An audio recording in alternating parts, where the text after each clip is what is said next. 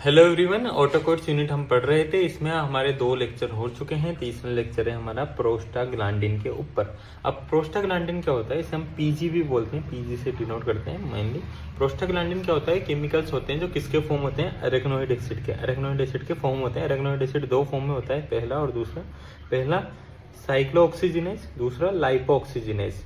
Cyclooxygenase को हम short में बोलते हैं COX या कोक्स। क्या बोलते हैं, कोक्स। और लाइपोऑक्सीजिनेज को क्या बोलते हैं, LOX या लोक्स। ठीक है, LOX या लोक्स। अब जो लोक्स क्या होते हैं, ल्यूकोट्राइन्स होते हैं। ल्यूकोट्राइन्स होते हैं, ये हमें यहाँ पे इतने ज्यादा नहीं पढ़ने। हमें सबसे ज्यादा क्या पढ़ना है, अभी कोक्स पढ़ना है, कोक्स के बारे में देखना है।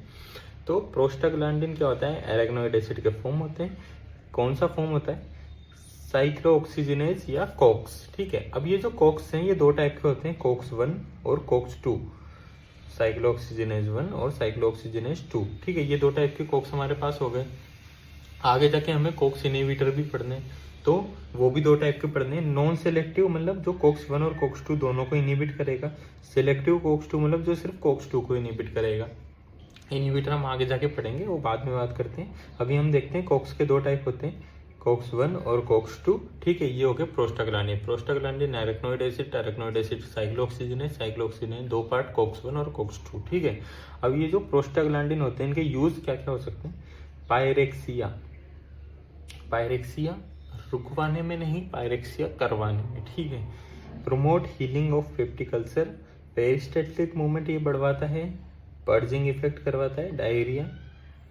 इरेक्टाइल डिस्फंक्शन में इसका यूज हो सकता है। पल्मोनरी हाइपरटेंशन में यूज हो सकता है। Glaucoma, peripheral nervous sensitization, peripheral resistance कम करवाता है। प्लेटलेट एग्रीगेशन प्रिवेंट करवाता है। लेबर इंड्यूस करवाता है। Postpartum haemorrhage. ठीक है, तो प्रोस्टाग्लैंडिन के इतने सारे यूज हमारे पास हो सकते हैं।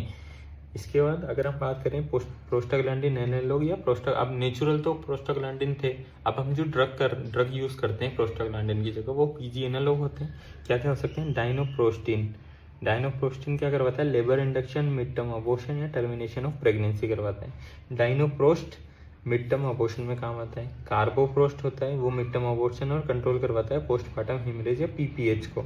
मिजोप्रोस्टोल बहुत ज़्यादा यूज होती है ऑप्शन गाइनी में, मेनली पीजी ऑप्शन गाइनी में ही सबसे ज़्यादा यूज होने वाले ड्रग्स हैं। अगर आप पढ़ोगे MBBS लेवल पे, जितने भी हम पढ़ने वाले हो, मिजोप्रोस्टोल पेप्टिक अल्सर और अबॉर्शन, पोस्टपार्टम हिमरेज, इन सब में ये सब करवाता है।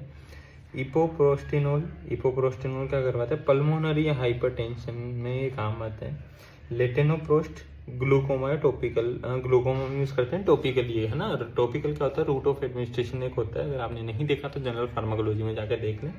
लेटेनोप्रोस्ट क्या होता है, ग्लूकोमा में काम करते हैं। ठीक है, तो पीजी एनालॉग्स हमने देखे क्या क्या हो गए, डाइनोप्रोस्टिन, डाइनोप्रोस्ट, कार्बोप्रोस्ट, मिजोप्रोस्टोल, इपोप्रोस्टिनोल और लेटेनोप्रोस्ट, ये सब हो गए। इनका यूज हमने देख लिया, mainly pregnancy, mid term abortion, labour induction, है ना, PPH वगैरह, इन सब में सब काम आते हैं। एडवर्स इफेक्ट अगर हम देखें प्रोस्टाग्लैंडिन एनालॉग के, तो nausea, vomiting, diarrhoea, fever, flushing, hypotension, ये सब होते हैं। बहुत बेसिक से एडवर्स इफेक्ट है।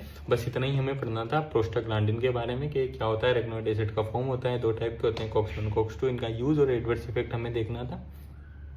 पीजी एनालॉग के नाम याद करने और उनका यूज याद करना है, मेनली प्रेगनेंसी या अबॉर्शन वगैरह में, PPH वगैरह में, इन सब में काम आता है। लेबर इंड्यूस करवाने में कुछ पीजी एनालॉग्स काम आते हैं।